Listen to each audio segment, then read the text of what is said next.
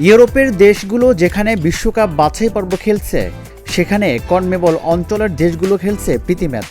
কারণ বিশ্বকাপ বাছাইয়ের ম্যাচ আগেই শেষ করেছে তারা। বুধবার প্রীতি ম্যাচে পুয়ের্তো রিকোর মুখোমুখি হয় আর্জেন্টিনা। তাদেরকে ৬-০ গোলের বিশাল ব্যবধানে হারিয়েছে মেসির দল।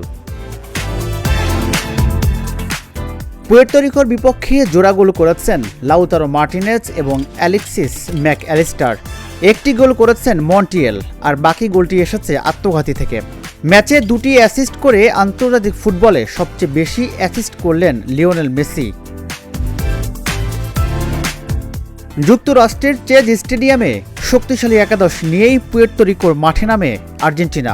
পুরো ম্যাচে আধিপত্য দেখায় আলবিসেলেস্তারা। বল দখলের পাশাপাশি আক্রমণে পুয়ের্তো রিকো থেকে যোজন যোজন এগিয়েছিল মেসির দল।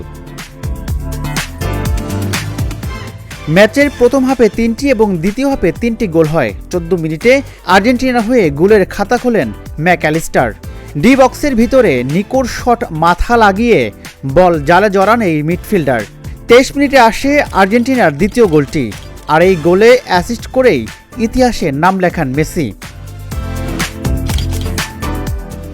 আন্তর্জাতিক ফুটবলে এতদিন সবচেয়ে বেশি অ্যাসিস্ট মেসির সঙ্গে যৌথভাবে শীর্ষে ছিলেন যুক্তরাষ্ট্রের ডোনোভান এবং ব্রাজিলের নেইমার। তাদের ছাড়িয়ে গেলেন মেসি। দ্বিতীয় গোলটি করেন মন্টিয়েল।